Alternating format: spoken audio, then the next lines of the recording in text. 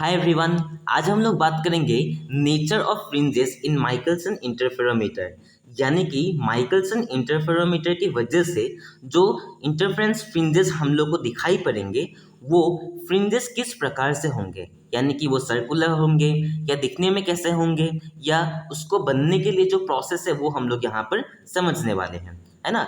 तो the nature of fringe pattern obtained in Michelson interferometer किस बात पर डिपेंड करता है on the distance and inclination between the mirrors M1 and the virtual image of M2 that is M2 dash.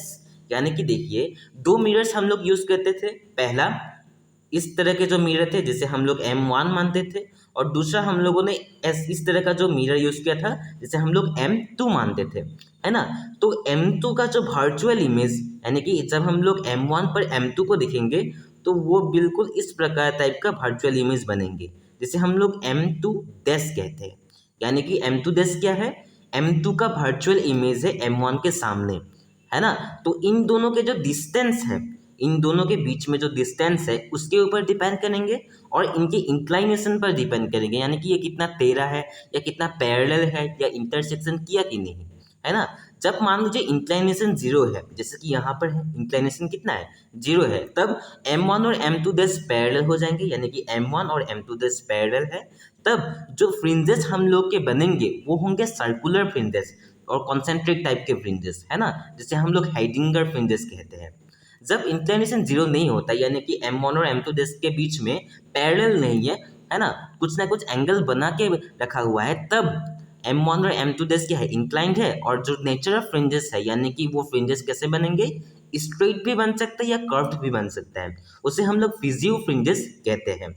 यहाँ पर देखिए, हेडिंगर fringes जो हम लोगों ने कहा था यहाँ पर, तो वो कैसे बनते हैं, M1 और M2 डैश जब पैरेलल है ना, तब हम लोग के पास जो टेलीस्कोप का आईपीस होते हैं उससे हम लोग सर्कुलर फ्रिंजेस देखते हैं जो कि कॉन्सेंट्रिक होते हैं। जब M1 और M2 डैश इंक्लाइंड हो, यानी कि जब ये इससे टकराएंगे या इंटरसेक्ट होंगे किस पॉइंट पर, है ना, इंक्लाइंड है कुछ एंगल पर, ये कब होता है, जब M1 और M2 कुछ एंगल में बना हुआ हो। जब M1 और M2 बिल्कुल परपेंडिकुलर हो, यहाँ पर M1 और M2 बिल्कुल परपेंडिकुलर है, तब हेडिंगर फ्रिंजेस या सर्कुलर फ्रिंजेस बनते हैं।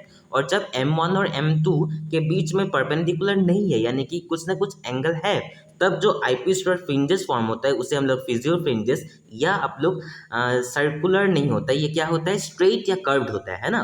तो अब हम लोग इसके डायग्रामेटिकल डेफिनेशन या कुछ जो पाथ डिफरेंस की बात आते हैं उस पर चलते हैं।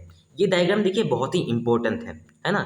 जो M1 और M2 डैश आप लोग को दिखाई पड़ रहा था, मैंने ऐसे ड्रॉ किया था यहाँ पर, है ना। M1 और M2 डैश को मैंने ऐसे ऐसे डॉट करके दिखा होता है, इसी को मैंने हॉरिजॉन्टली ना बना के मैंने यहाँ पर क्या किया, वर्टिकली बनाया, है ना। तो यहाँ पर जो आईपीस थे हम लोग के पास, जो आईपीस इस टाइप का था, उसे मैंने ऐसे शिफ्ट कर दिया, यहाँ पर शिफ्ट कर दिया।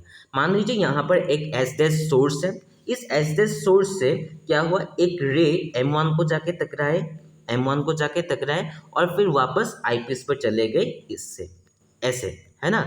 और दूसरा जो रे निकला वो M2 डैश को, जो वर्चुअल इमेज था, जो M2 मिरर का M, है ना, तो उससे जाके टकराए और फिर से आईपीस पर चले गए, है ना। और ये रे देखिए, ये रे जो है, ये अगर हम लोग पीछे इसे एक्सटेंड करेंगे थोड़ा, तो ऐसा लगेंगे कि S2 डैश वर्चुअल सोर्स से ये इमेज आ रहा है, ये रे ओरिजिनेट हो रहा है ना। ठीक उसी प्रकार जब हम लोग रे R1 जो कि M1 की वजह से है, उसको जब हम लोग पीछे थोड़ा सा एक्सटेंड करेंगे तो S1 डैश को जाके टकराएंगे और यहाँ पर लगेंगे कि S1 डैश से ही ये रे जो है मतलब बाहर आ रहा है, सोर्स है ना। और S1 यानी कि देखिए, मिरर M1 और M2 डैश के बीच में जो डिस्टेंस है उसे अगर हम लोग D मानेंगे तो S1 डैश और S2 डैश के बीच में डिस्टेंस कितना होगा, 2D होगा। वो जियोमेट्री से हम लोग कह सकते हैं, हमेशा होगा, यानी कि अगर इसे 2D मानेंगे ये 4D हो जाएंगे, है ना। तो अब हम लोग क्या कहते हैं, ये दोनों रेज जो है यही आगे जाके सुपर इम्पोज होकर इंटरफेरेंस पैटर्न हम लोग को दिखाई देंगे। तो इनके बीच में पाथ डिफरेंस पकड़ने के लिए या निकालने के लिए हम लोग एक परपेंडिकुलर ड्रॉ करते हैं, यहाँ पर एक परपेंडिकुलर ऐसे ड्रॉ करते हैं, है ना। अब यहाँ से S2 डैश और ये रे L और यहाँ से ये दोनों क्या हो गए, ये दोनों इक्वल हो गए, लेकिन S1 डैश L ये पाथ क्या हो गए, डिफरेंस आएंगे, यानी कि पाथ डिफरेंस क्या है, S1 डैश L, है ना। जब S2 डैश यहाँ से यहाँ तक गए तब S1 डैश यहाँ से यहाँ तक गए, फिर यहाँ से यहाँ तक गए, है ना। जो दो पाथ डिफरेंस हम लोग के पास आएंगे वो होंगे S1 डैश L, है ना। पाथ डिफरेंस को हम लोग एक ट्रायंगल से डिनोट करते हैं, है ना।